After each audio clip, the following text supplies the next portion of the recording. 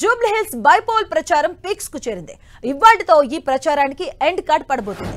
సాయంత్రం 5 గంటలకు ప్రచారం ముగియనుంది. దీంతో చివరి రోజు ప్రచారం మరింత హోరెత్తనుంది. బీఆర్ఎస్, కాంగ్రెస్, బీజేపీ పోటాపోటీగా ప్రచారాన్ని నిర్వహిస్తూ ఉన్నాయి. ఈ నెల 11న పోలింగ్ జరగనుంది. 14న ఫలితాలు వెలువడించబోతున్నారు.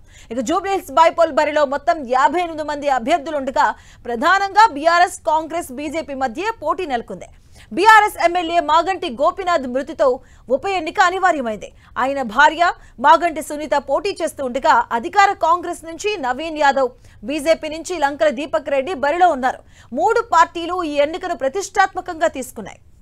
జూబ్లీ హిల్స్ ఉప ఎన్నిక ప్రచారం చివరి దశలో ప్రధాన పార్టీలు కీలక వ్యూహాలను అమలు చేస్తూ ఉన్నాయి. బస్తీల్లోని ఓటర్లను నేరుగా కలిసే ప్రయత్నాలు ప్రారంభించారు. పోలింగ్ ఎక్కువగా ఉండే బస్తీలను ఎంచుకుంటూ ఉండడం పార్టీల వ్యూహాన్ని చాటుతుంది.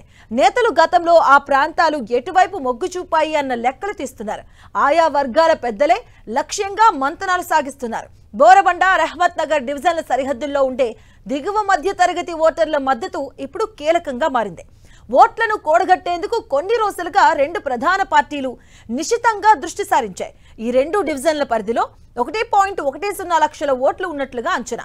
ఇక వాటిలో ఎన్ఆర్ఆర్ పురం, సైట్ 123, ఇంద్రానగర్, సాయిబాబా నగర్, రాజు నగర్, వినాయక్ నగర్, ఎస్పీఆర్ హిల్స్ తో పాటు 50 బస్తీలు.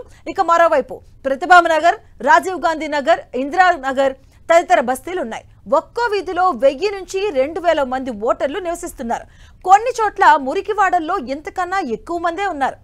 అధికార కాంగ్రెస్ తరపున సీఎం రేవంత్ రెడ్డి స్వయంగా ఎన్నికల ప్రచార బాధ్యతలను చేపట్టారు. జూబ్లీ హిల్స్ లో గెలిచి కాంగ్రెస్ పాలనపై ప్రజల్లో విశ్వాసం పెరుగుతుందని రుజువు చేయాలి అనేది లక్ష్యం. అభివృద్ధి, సంక్షేమ నినాదం చేస్తున్నారు. 4 రోజులు రోడ్ షోలు నిర్వహించారు. దాదాపు 7 డివిజన్లలో పర్యటించారు సీఎం రేవంత్ రెడ్డి. పలు సామాజిక వర్గాల సమావేశాల్లో పాల్గొన్నారు. ప్రత్యేక ఊహను రచించి డివిజన్ కు 2 మంత్రులను, 10 పోలింగ్ కేంద్రాలకు 1 ఎమ్మెల్యే లేదా ఎమ్మెల్సీని, ప్రతి 100 మంది ఓటర్లకు 1 నేతను ఇన్ఛార్జిగా నియమించారు. నియోజకవర్గంలో దాదాపు 300 కోట్ల అభివృద్ధి పనులు చేపట్టామని, సంక్షేమ పథకాలు అమలు చేశామని విస్తృతంగా ప్రచారం చేస్తున్నారు.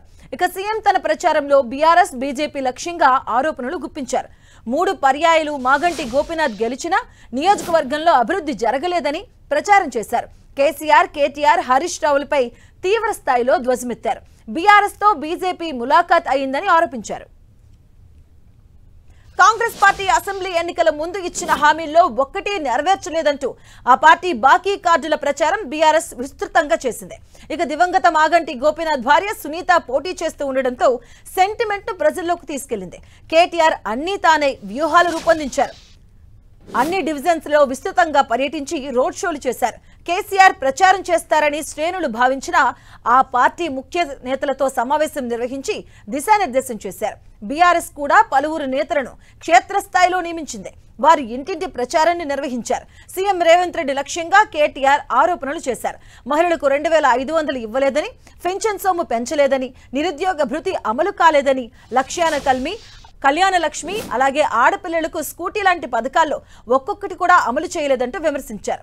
కాంగ్రెస్, బీజేపీ ఒకటేనని కేటీఆర్ ఆరోపించారు.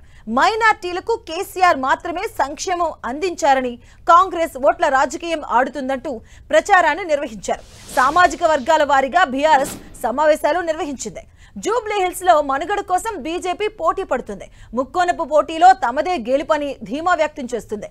బీజేపీ అభ్యర్థి ప్రకటన జాప్యం కారణంగా ప్రచారం ఆలస్యంగా ప్రారంభమైంది. కేంద్ర మంత్రి కిషన్ రెడ్డి అన్ని తానే ప్రచారాన్ని నిర్వహించారు. అన్ని డివిజన్లలో రోడ్ షోలు నిర్వహించారు.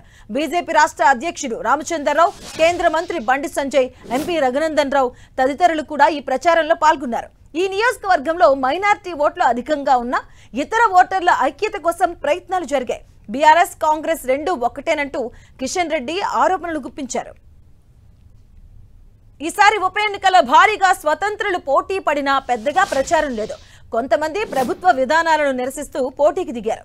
నిరుద్యోగ జేఏసీ ప్రచారాన్ని కాంగ్రెస్ నాయకులు అడ్డుకోవడం వివాదంగా మారింది. ప్రచారంలో అనేక హామీలు ఇచ్చిన నాయకులు నిన్నటి నుంచి వ్యూహాన్ని మార్చారు. సామాజిక వర్గాలు, ప్రజలు ఎక్కువగా నివసించే ప్రాంతాలే లక్ష్యంగా ముందుకెళ్తున్నారు. వారికి రకరకాలుగా భరోసా ఇస్తున్నారు. ఓటర్ల జాబితా నుంచి కొన్నేసి పేర్లతో విడివిడిగా జాబితాలు తయారు చేసుకొని వారి బాధ్యతలను కీలక నాయకులకు అప్పగిస్తున్నారు.